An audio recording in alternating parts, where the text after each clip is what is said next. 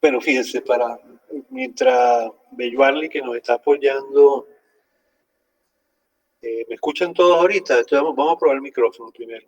¿Me escuchan? Sí, profe, sí te escucho. Sí, profe. Sí, profe. Perfecto, entonces aquí, gracias al apoyo de Belluarli, vamos a iniciar. Fíjense, esta primera imagen, carátula de lo que ha sido la promoción del curso, nos tiene unos dibujos de Carlos Raúl Villanueva y el patio del Instituto Botánico.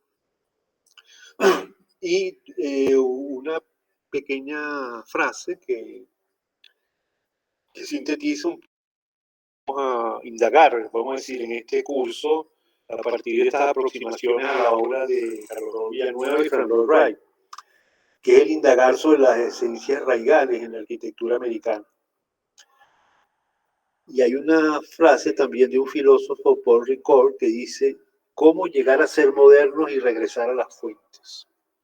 Esa relación que hay entre el ser moderno y aquellas fuentes o esencias raigales que inspiran aquella modernidad que podemos descubrir, que como veíamos en la primera sesión, nos escapa de esos modelos estereotipados que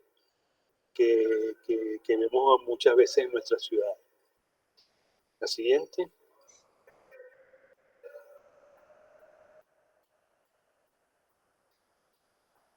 La anterior.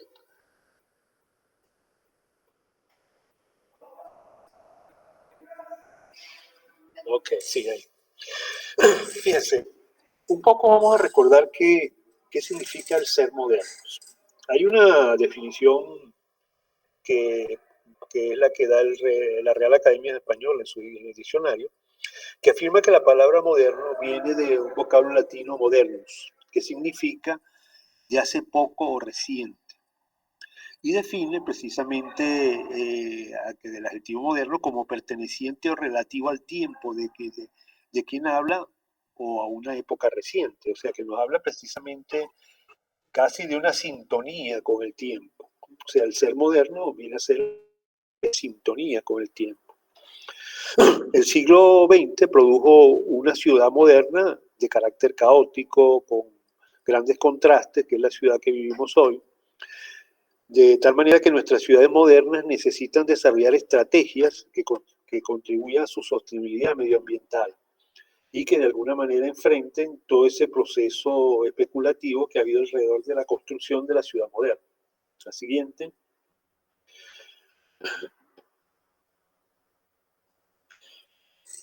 Dentro de los procesos que generaron lo que hoy llamamos como ciudad moderna, hubo un proceso a inicios del siglo XX que estuvo caracterizado por una serie de vanguardias, no las vamos a detallar porque son de distintas fuentes, pero un hecho de que sí es ineludible es que de una manera u otra se impusieron aquellos modelos de las vanguardias, impulsados por las vanguardias, que impulsaban una modernidad arquitectónica como fenómeno especulativo, o sea que lo que a la final pareciera dominar en nuestras ciudades son aquellas construcciones que parten de esos modelos, vamos a decir primarios.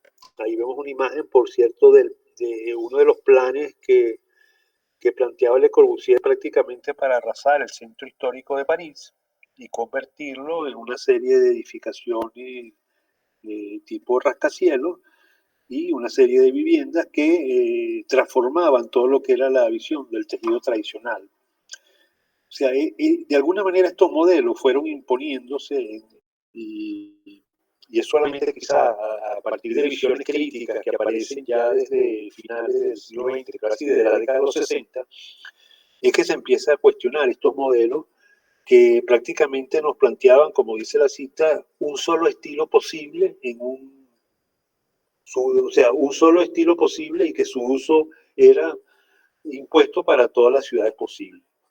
Entonces, en cualquier parte del mundo podemos ver, ahí vemos imágenes de las Mercedes, de ciudades europeas o de ciudades nuestras, que prácticamente se pueden homologar a otras ciudades en otro contexto internacional. Adelante.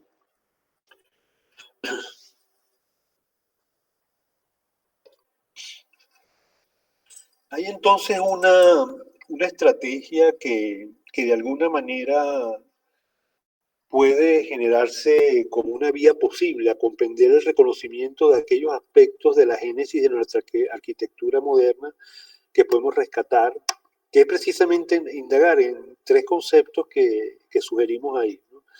Las esencias, las relaciones y las sintonías. Cuando hablamos de esencia, de nuevo apelamos a la Real Academia, hablamos de aquello que constituye la naturaleza de las cosas, lo permanente o invariable en ellas. Y también le hemos dado el adjetivo de raigal, o sea, que es perteneciente o relativa a la raíz. O sea, que las esencias raigales, para el caso de la arquitectura, es aquello que está en su naturaleza originaria y que puede estar de alguna manera perteneciente o relativo a la raíz de las cosas que la generaron. Por otro lado, una relación es una conexión correspondencia de algo con otra cosa. Y en el caso de la arquitectura, muchas de esas arquitecturas que hoy hacemos tienen relaciones con precedentes que a veces se manejan ya sea de una manera consciente o inconsciente y establecen esa, vamos a decir, casi homologación que a veces hay en nuestras ciudades que la hace a veces monótona.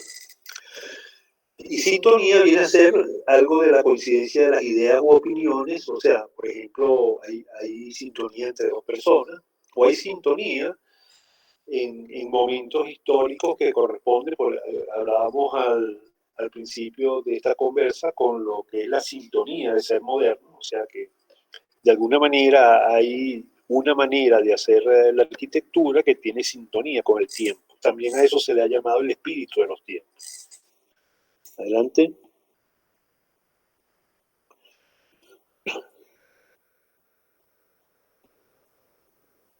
O sea, aquí hay un ejemplo, por ejemplo, de una esencia que de alguna manera define elementos en la arquitectura, esa visión que veíamos al inicio, de ese pequeño dibujo que expresa la visión del corredor y el patio colonial, que de alguna manera lo expresa Villanueva en sus construcciones. En algunas construcciones del propio Villanueva hay también una relación con vamos a decir, prototipos o edificaciones que se han impuesto, como el caso de lo que fue la unidad habitacional de Marsella, que generó como una tipología y que a partir de la experiencia de los superbloques que generó Villanueva, hay de alguna manera una relación con este legado de esa tipología.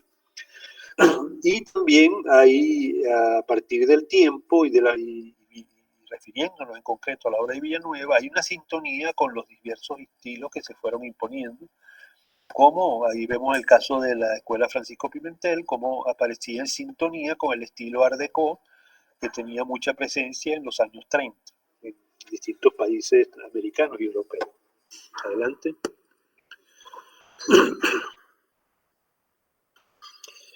Ahora, ¿por qué indagar en las esencias raigales de la arquitectura americana?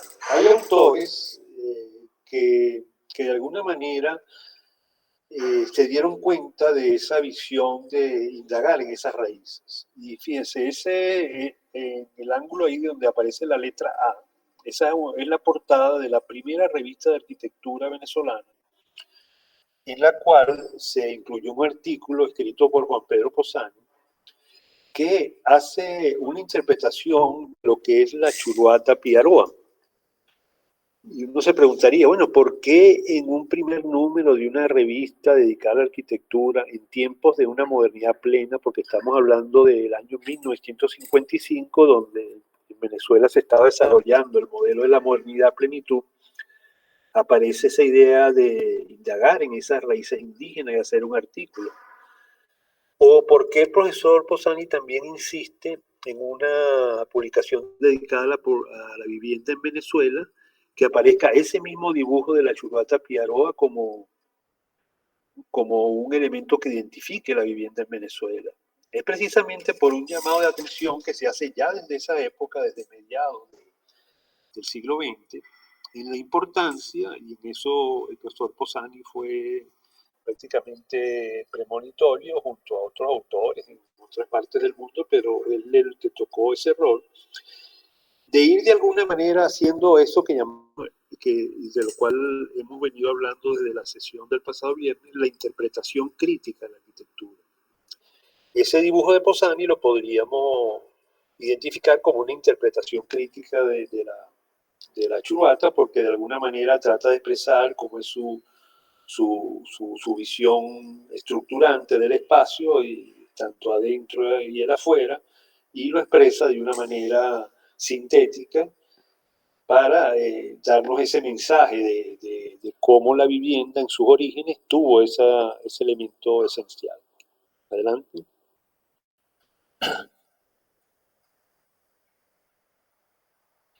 También en nuestras otras herencias, podríamos decir, no solamente indígenas, sino del legado europeo, tenemos la herencia hispánica del patio, por ejemplo. O sea, todo lo que fueron los patios sevillanos, tanto en las casas individuales como colectivas. Ese es el patio de una casa de vecindad sevillana, que es el Corral del Conde, que ha permanecido en el tiempo, y hay fotos y postales en distintos momentos del tiempo. La última, donde está esa palmera central, es más reciente. Adelante. Y son herencias que han tenido en el trópico también en sus adaptaciones. Por ejemplo, en Cuba hay prácticamente una innovación local, que es lo que se llama el medio punto caribeño, que es esa idea de introducir la luz a partir de esos vitrales encima de las puertas para un poco ir tamizando esas luces con colores interiores, y de alguna manera autores como Alejo Carpentier hablan de cómo ese punto cubano es un enorme abanico de cristales abiertos sobre la puerta interior, el patio. Es el brisolé inteligente y plástico que inventaron los alarifes coloniales de Cuba. Fíjense que en esa frase, Alejo Carpentier era un gran escritor que además era arquitecto. Entonces él de alguna manera habla de cómo el brise soleil, como ustedes saben, es prácticamente una invención de Le Corbusier, o sea, a partir de sus observaciones, y que lo impuso en sus construcciones hoy llamadas brutalistas, básicamente en concreto. Por eso él hace esa comparación y habla del brise soleil inteligente, un poco de cómo, adaptado a esa visión del patio y cómo iluminar los espacios interiores, se puede hacer esa traducción. Fíjense, por eso le hablaba que esa interpretación crítica, como lo hablábamos en la primera sesión, puede estar presente tanto en imágenes como en escritos, en textos. O sea, a veces el pensamiento arquitectónico también se expresa a partir del pensamiento escrito. Adelante. O en nuestras casas tradicionales, como fueron la evolución de la casa colonial en las casas republicanas, aparece esa idea de las secuencias de patios y el invento del semipatio. Podríamos decir que es aquel patio intermedio entre el acceso y la parte posterior que permite crear ese espacio intermedio de gran plasticidad, que son los comedores iluminados por celosías, iluminados y ventilados por mamparas de celosía, que crea también esa posibilidad de ventilar, pero controlar también el espacio, que es también esa adaptabilidad del trópico, de esa visión heredada del patio tradicional sevillano o andaluz. Adelante. O la idea que se genera a partir de la propia ocupación de las casas tradicionales, que es la idea de los multipatios, que es la idea de casas que de alguna manera, por razones de la necesidad de habitabilidad, se van convirtiendo en casas de vecindad ocupadas por múltiples familias, y genera esa idea de múltiples espacios. Esta es la casa que fue también remodelada a finales de los siglos XX en Quito, y se conoce como la Casa de los Siete Patios, y que es una casa que aloja alrededor de 30 unidades de vivienda. Una gran casa original de Una casa señorial que con el tiempo y las transformaciones se ha venido transformando. Entonces, fíjense que en estos ejemplos quiero ilustrar cómo una herencia tradicional, que es el patio, que viene de la tradición del sur de España, o sea, adaptada a ese clima, vamos a decir, templado, de alguna manera se ha dado al clima tropical y inclusive a las vicisitudes del tiempo y del espacio y de las necesidades, pues, sí, sociales. Adelante.